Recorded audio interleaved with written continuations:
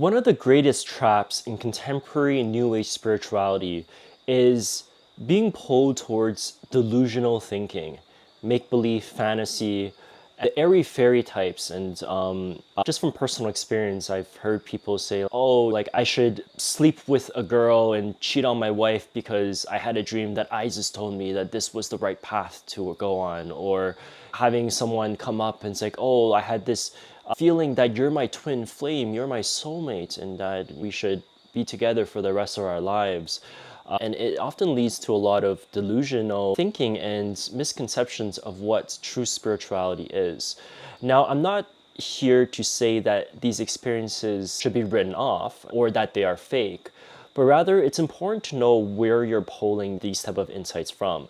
And for most spiritual practitioners, they're pulling these insights from the astral realm, and they don't have a clear training path in developing their discernment as a truth compass, as well as to understand which information is actually good for their highest development.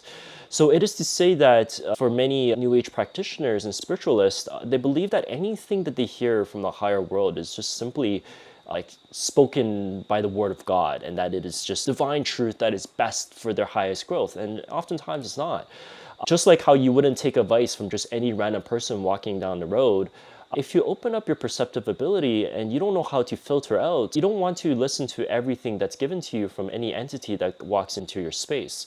So one must have a clear discernment and almost have a bullshit radar in order to navigate through this. And you will begin to understand that within the astral realm, it's very messy. There's lower astral beings that oftentimes have a negative agenda, looking to steal your energy, looking to do some sort of harm in exchange for their gains. Right? And in the astral realm, the currency here is energy. So they might tell you different things for you to go off on the wrong path, to spend your energy in unproductive ways for your highest growth, and for them that is a parasitical quality that they can then harvest that energy for themselves. And for the majority of people out there, if maybe they've taken an ayahuasca trip or some hallucinogenic and they just completely blasted their energy matrix and opened up all their channels, they have absolutely no discernment. And these lower astral entities, they can disguise themselves as very holy beings, right? They can look like Jesus Christ, as Guan Yin, as some other divine figure, in order to tell you what you want to hear, what your ego wants to hear, and what you are susceptible to believing into. So there's a lot of danger in taking all spiritual information for what it is. So in our training, the first thing that we want to train is the discernment and to the internal intelligence of understanding right and wrong and the causation of how to develop this. Within the first week, what we want to open up is our Clairsentience sense gate.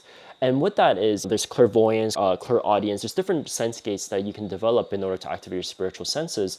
But the first one that one must first have is clairsentience, which is your ability to have body intelligence, to feel energy, to feel what's good for you, to feel what's wrong, what's not good for you. What I've noticed through my own cultivation is that your internal sensation is the truest marker of being a good bullshit radar. And what that means is, for example, you can have an astral entity disguised as something holy, but when they come towards you, you will have almost like the EBGBs, like the hair on the back of your neck would almost crawl up. You'll begin to understand and feel within your own body if something is good for you or something is invasive with a mal agenda. The next thing that we can build for our clarity is obviously you want to open up more of the sense gate, and you can almost like, for negative beings, they have this like smell of rotting flesh, of poo. Even sometimes I will go near some people and like, it's not that they physically smell like poo, but you can smell around them the thoughts that they carry, the emotions that they carry.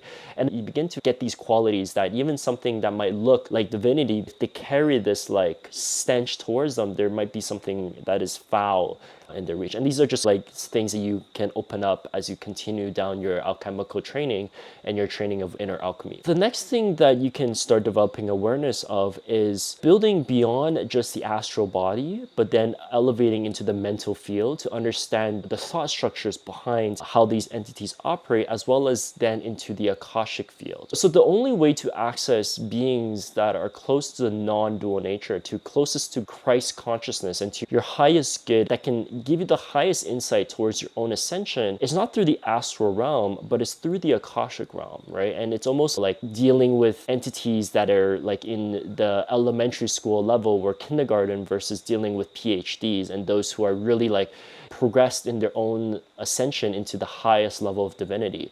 So the only way you can access these higher levels of divine insight is through Akasha. And within Akasha itself, there's less room for delusionment, because a lot of the collective unconsciousness and the thoughts that other people project, oftentimes they influence the astral realm, but they don't in Akasha. So the astral realm, they have a very subjective quality towards it.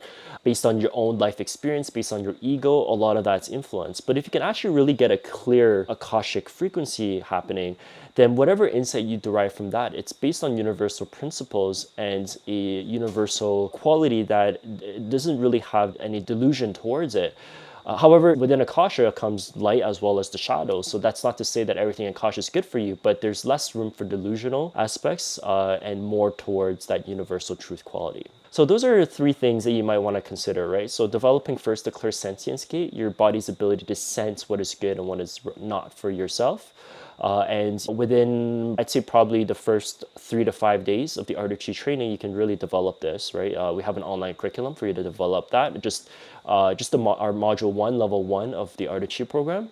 And then you want to open up the rest of your sense gates, right? And this is like a 3 to 10 year objective for you to do. We have different training for that.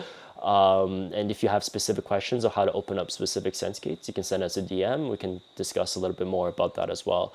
And that will give you even more clear discernment. And then the next level is you want to really cultivate beyond just the astral level of experience, but rather go into the Akashic level realm and be able to commune with more universal principles, as opposed to entity projections and agregoric expressions of the human consciousness. So I hope that's clear for everyone. And if you have any other questions, drop us a comment below, and follow us for more mystical spiritual guidance. Take care for now.